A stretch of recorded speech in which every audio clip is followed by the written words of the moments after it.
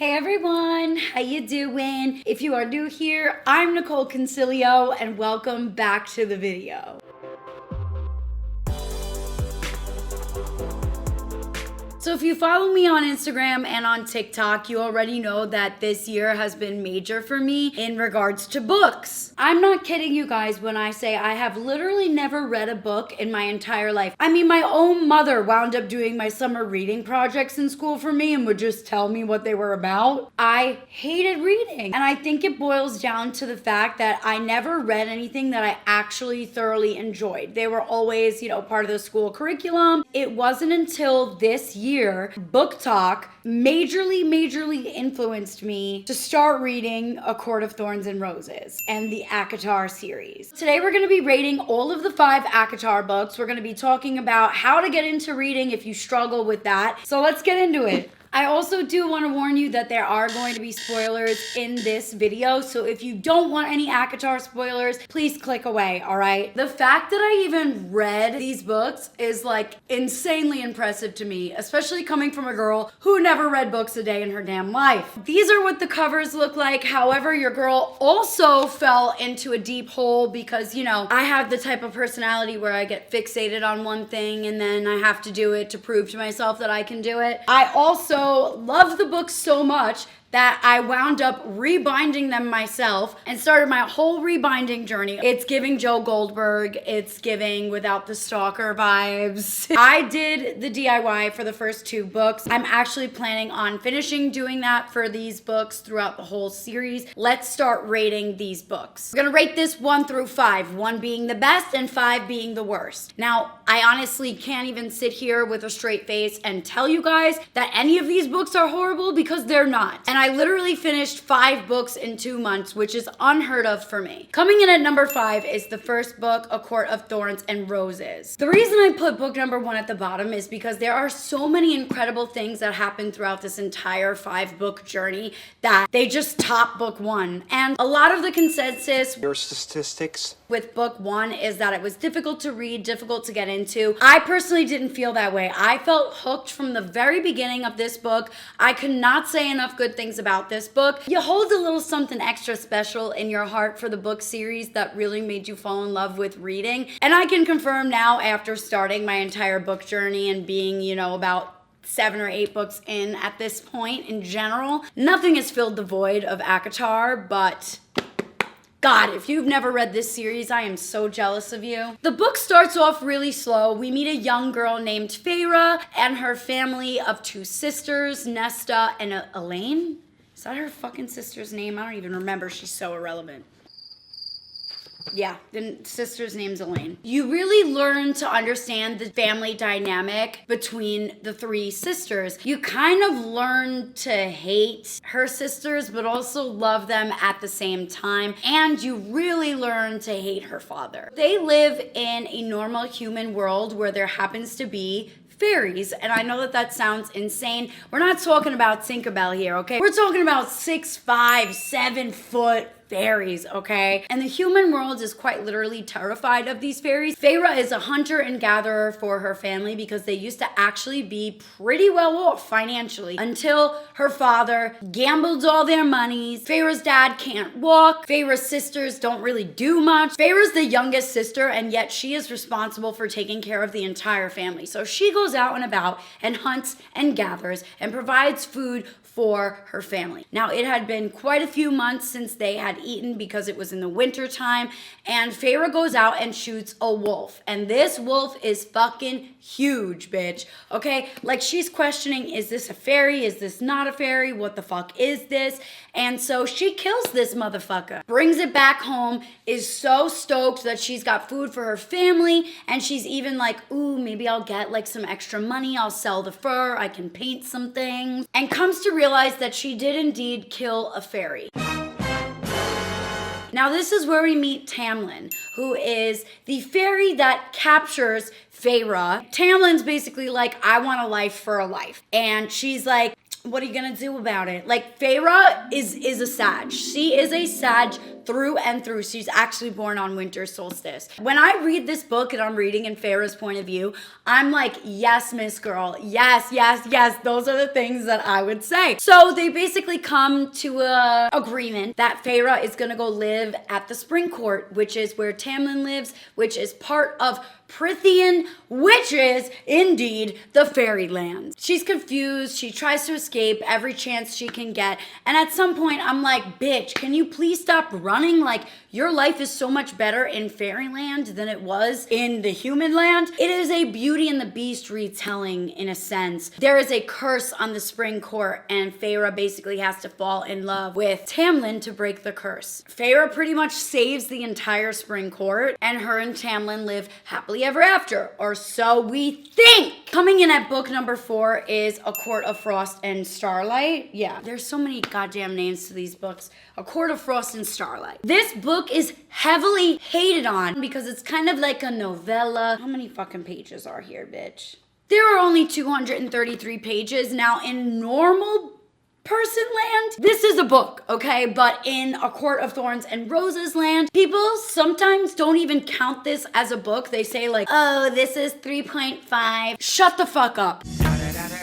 That's what I have to say to those people that say that. This book is freaking phenomenal, and the only reason I'm rating this a 4 is because there are so many other damn good books in this series that like I can't place it any higher because of so much that happens. I love that this book also jumps around from POVs, so it kind of prepares you for the 5th book of it not necessarily being in Feyre's POV. I read this book in one day. That's how much I loved this book. I mean, there was some really good smut in this book. Towards the end, I'm like, shit, I kind of want to read it again. They had just completed the Wretched War. If you read book 5, you already know that there's another fucking war coming. I just feel like this is a cozy, warm hug. Feyre shows Rhys their possible child. She's queen now. And it also shows you how the sisters are kind of relating to being a fairy now and how they're feeling about being fairies. We kind of see the passion brewing between Nesta and Cassian. A lot of people died in book 3, so this was what was needed after a book of pure violence and chaos. We also see Nesta's character for the first time going through what I would call like PTSD and depression. It really just is eye-opening to how the characters are feeling after the war. I struggle a lot with what book to place at number 3 because there is,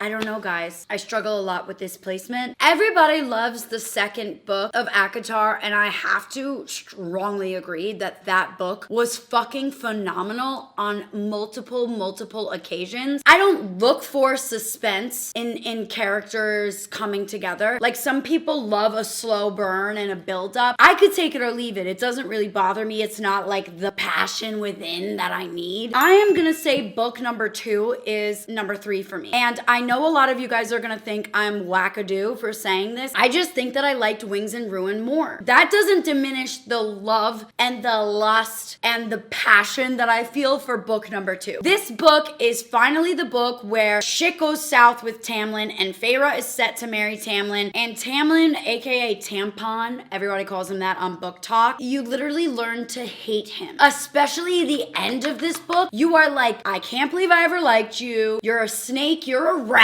So that's how I feel about Tamlin in the second book. You just learn to love Rhys and the Night Court and all that is Feyre becoming herself and learning her powers. Every single day I wake up feeling like something is missing because I don't live in Valaris. I have literally never wanted to be in a book more than I ever have for the second book. I just...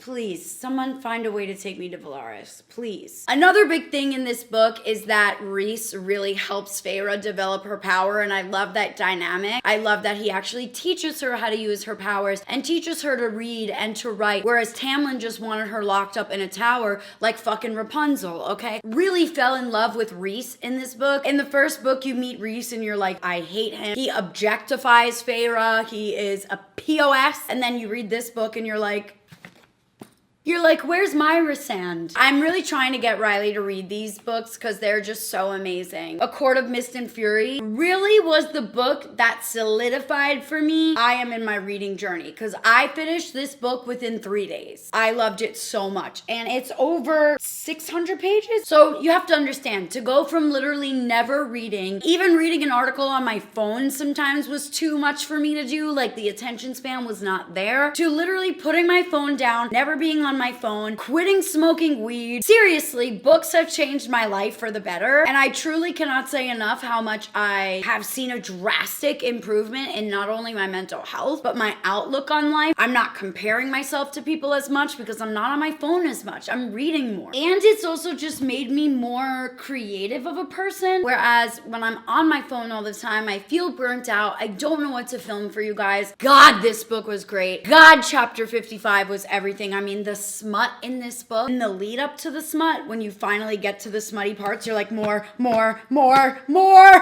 Book number 2, A Court of Wings and Ruin. I loved this book so much. There are over 700 pages in it. And this is the book where Feyre fucks shit up in the Spring Court, gets her revenge on Tamlin, and a war breaks out. They build an army. Feyre's sisters are turned into fairies, so now they live in the Night Court. There is so much action that goes on in here, and I will say the smut in it, a lot of people say it's lacking. I never felt that way. I feel like there were some pretty hot, steamy, spicy, smutty scenes. This book started off with action right from the very start. This is my favorite book from Feyre's point of view. I love it. I live for it. And I also was very sad reading this because I knew it was the last book of Feyre's POV. However, book number 5 was fucking amazing. I never realized how emotional I could get until I started reading books. I mean, I was like crying the entire last 10 chapters of this book. I don't know, something crazy like that. And even the first book, A Court of Thorns and Roses, I was crying so much in that book too, especially when they're under the mountain. As far as I'm concerned, Tamlin redeemed himself in this book and continues to redeem himself. I know a lot of the talk on Book Talk is, we need a Tamlin book, we need a Tamlin book. Guys, he's redeemed. Let's move on. The ship has sailed, metaphorically and figuratively. I don't care to know much more. Now, there are so many theories out there on Book Talk that maybe Elaine will be his mate because how she loves the spring and the flowers. And there was even something about Elaine saying like, oh, I could hear your stone cold heart. But we all know Elaine and Lucien are basically mates. Who knows what's gonna happen with that? And we already know that Sarah Maas loves mates. Okay? She loves a good mate. I also think it's really cool to see Feyre really step in her role as queen as well. We still don't know where Briaxis is. I know Feyre made a deal with him and basically he'll come back when the war is over, so that implies that the war isn't over, even though they won, and even though the war is technically over, it's definitely not. We learn in book 5 that that is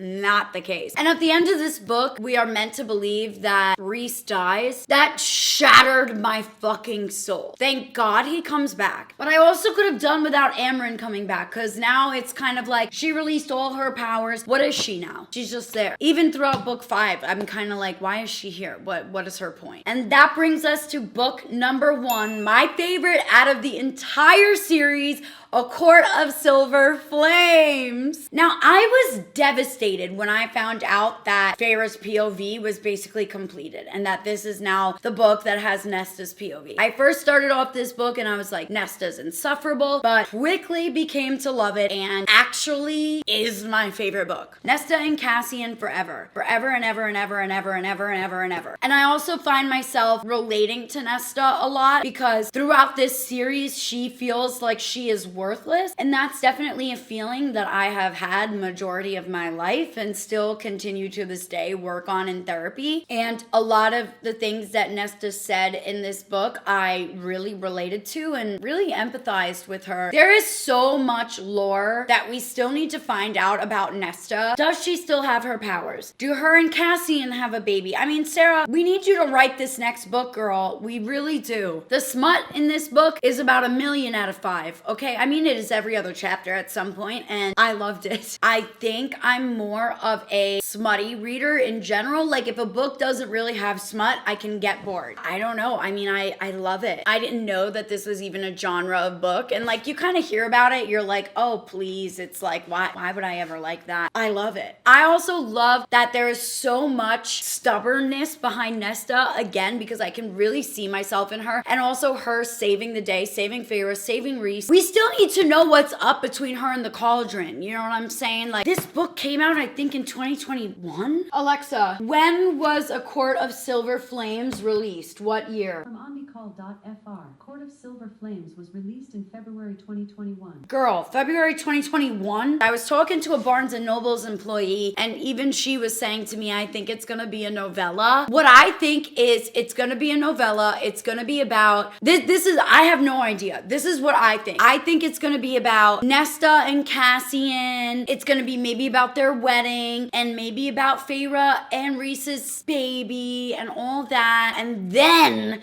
I think we're gonna get Elaine's book. That's what I think. And also in the Court of Silver Flames, I love that Feyre was pregnant in it. Even though like there was so much shit that went on and Feyre almost fucking died, and same again with Rhys, I felt like there was a lot of wholesome moments with the gang, you know? It'll be also very interesting to see what happens with Elaine. I know that Sarah J. Maas keeps saying that there's a major betrayal. So there's a part of me that's like, does Elaine betray everyone and goes and lives with Tamlin and loves Tamlin? But you know, then it goes back to the mate. Her and Lucien are mates, and Sarah has said it many, many times. Mates are meant to be together. My neighbor right now is reading this book, and she keeps texting me after like certain chapters, and I'm like, girl, just you fucking wait. Just you wait! I loved this book. I loved it. And this entire series just made me so happy. I don't know. I love it. And it just feels so good to have a hobby that's like actually good for you and good for your mind and makes your heart and soul feel fulfilled. I feel so corny saying these things, but I don't know, this series completely altered my brain chemistry. It changed my life and the way that I think about books and how much I love books. I'm so excited to just keep reading. Right now I'm reading Fourth Wing, and I gotta say I am struggling a little bit with it. I know that book talk is a little bit iffy with Fourth Wing and even Iron Flame, the second book in the series. So I'll keep you guys updated on that. I might actually do a read along with me while reading Fourth Wing. Maybe I could do a little read along with me vlog. I think that could be cool for YouTube. So let me know what you guys think down below. Also, let me know if you agree with my rankings, what you would change. And I'm so excited to be talking about books here. Oh, and also, if you guys want to see some tutorials on how I do my book bindings, I'm happy to film an in-depth video review and how I do it and the materials that I do to do this. So just let me know, and I'm happy to do so, because this is a really fun hobby. And try to like make them a little bit like the penguin back books. They're kind of cute. So yeah, thank you guys so much for watching this video. And if you want to see more book video ideas, please let me know down below. And I will see you guys next time. And if you like what you see, don't forget to subscribe, okay? Because I am losing subscribers. All right, I love you guys so much. Thank you so much for watching, and I will see you next time. Bye.